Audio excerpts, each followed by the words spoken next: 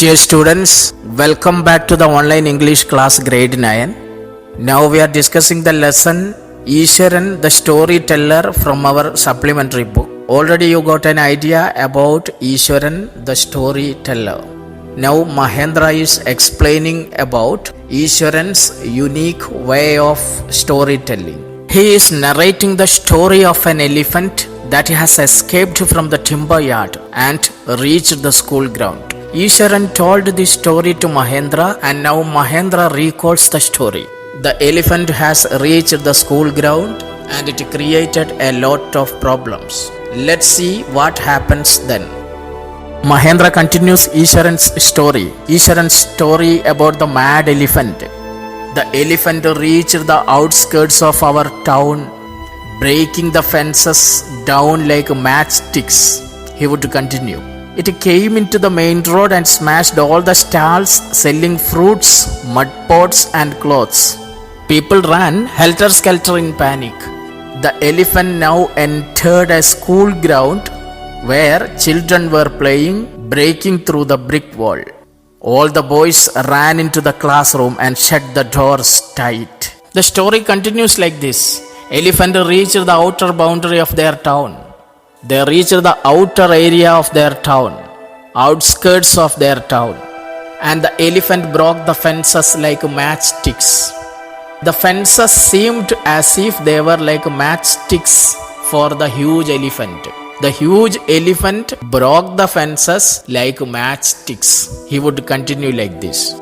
Then it came to the main road and it smashed all the stalls. The elephant reached the main road and broke all the stalls selling different things like fruits, mud pots and clothes. There were stalls selling different things like fruits, mud pots and clothes. Elephant reached the main road and broke all those stalls.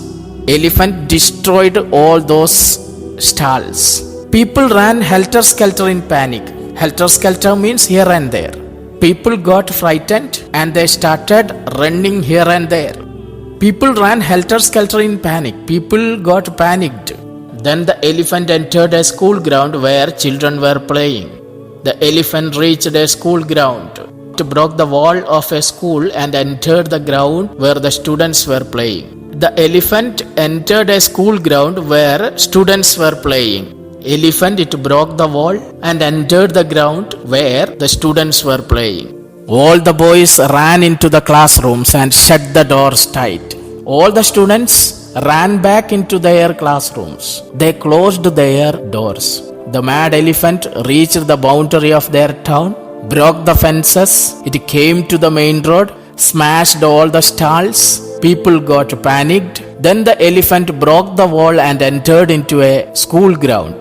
The children who were playing in the school ground ran into the classrooms and shut their doors tight. The beast grunted and wandered about, pulling out the football goalpost, tearing down volleyball net, kicking and flattening the drum kept for water, and uprooting the shrubs. Elephant made loud noises. It grunted. Grunted means made loud sound. The elephant grunted and roamed around in the school ground, wandered about. It broke the goalpost in the football ground and it tore the net that had been put up in the volleyball court. Stepped on the water drum and broke it and tore many plants as well. The teachers had climbed onto the roof of the school building. Teachers escaped and had climbed onto the roof of the school building. Elephant destroyed the school properties. The teachers watched it helplessly.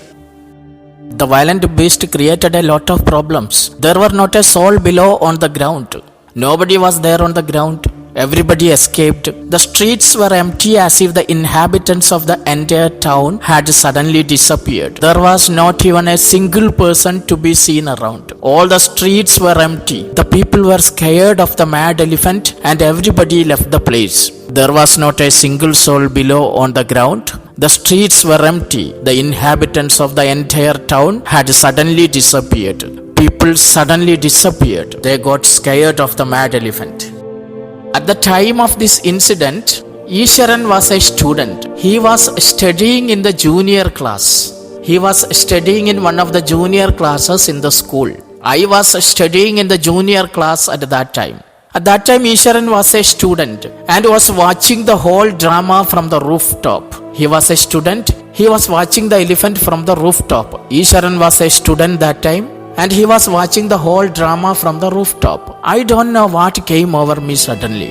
I grabbed a cane from the hands of one of the teachers and ran down the stairs and into the open. He was watching the elephant from the rooftop. Suddenly something happened to him. I don't know what came over me suddenly. I grabbed a cane from the hands of one of the teachers. He grabbed the stick from one of the teachers. He took the stick from one of the teachers and he ran downstairs towards the school ground. Isharan was a student. He was watching the elephant. Suddenly he grabbed a cane from the hands of one of the teachers. He ran down the stairs and he reached the ground. When the elephant saw Isharan, it made loud noises. The elephant grunted and menacingly swung a branch of a tree which it held in its trunk. It stamped its feet, kicking up a lot of mud and dust. It looked frightening, but I moved slowly towards it, stick in hand. The elephant made a loud noise. When the elephant saw a small boy coming towards it, it made a loud voice. Then it lifted a branch of tree in its trunk. It lifted a branch of tree in its trunk and the elephant hit its foot on the ground. The elephant stamped its feet and it started kicking up a lot of mud and dust. The elephant hit its foot on the ground, which threw a lot of mud and dust in the air. As the elephant hits its foot on the ground, a lot of mud and dust raised in the air. It looked frightening, but he moved slowly towards it, stick in hand. The elephant was threatening Isharan, but the boy was not afraid of it. With a stick in his hand, Isharan moved towards the elephant. Isharan, with a stick in hand, he moved towards the mad elephant. The people were watching the scene hypnotized from nearby housetops. The elephant looked at me red-eyed. Many people had climbed onto the rooftops of their houses. They were watching the scene, hypnotized. They were standing on the rooftops. They were watching the elephant and Isharan. The elephant looked at Isharan red-eyed. Elephant looked at Isharan angrily. And it was getting ready to rush towards Isharan. Elephant was getting ready to attack Isharan. Isharan saw that the elephant had red-colored eyes which were full of anger. It again lifted its trunk and made a loud trumpet sound as if it was about to attack Isharan. It lifted its trunk and trumpeted loudly. Elephant was getting ready to attack Isharan. Isharan was moving towards the elephant with a stick in his hand. At that moment I moved forward and, mustering all my force, wagged its third toenail on the queue. The beast looked stunned for a moment. Then it shivered from head to foot and collapsed. The elephant was getting ready to attack Isharan. Isharan gathered all his force. He moved forward and mustered all his force. He gathered all his force and wagged its third toenail on the queue and hit the elephant's third toenail quickly. Isharan wagged the third toenail of the elephant. Isharan hit the elephant's third toenail quickly. Isharan hit the elephant's third toenail quickly. Elephant was stunned at what had happened. Elephant got shocked. It doesn't know what had happened. Then it reacted by shivering all over. It shivered. Elephant shivered. Started shivering. Elephant reacted by shivering all over. It shivered from head to foot and then it collapsed. Then it fainted and fell on the ground, unconscious. Isharan faced the mad elephant courageously. He hit the elephant and the elephant got shivered and collapsed. Now Mahendra explains how Isharan finishes the story. At this point, Isharan would leave the story unfinished and get up mumbling, "I will be back after lighting the gas and warming up the dinner." Mahendra, who had been listening with rapt attention, would be left hanging. After narrating all this incident, Isharan would leave the story incomplete. He would not finish the story. He would leave the story unfinished. He would get up and say, "I will be back after lighting the gas and warming up the dinner." In a low voice, he would say that he would return after lighting the gas stove to warm the dinner as they were getting late for the meal. Isharan would get up and say, "I will be back after lighting the gas and warming up the dinner."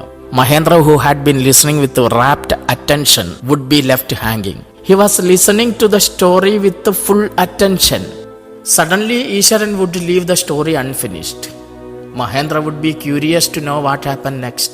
And he would feel disappointed that Isharan had left the story unfinished. Isharan would leave Mahendra without finishing the story, and Mahendra would be disappointed because Isharan had left the story unfinished. Students, today we are concluding here. I think you got an idea about the content of the lesson. If you have any doubt, you can clarify it with me. Complete the given homework and send it in the group. Thank you for listening. Thank you very much.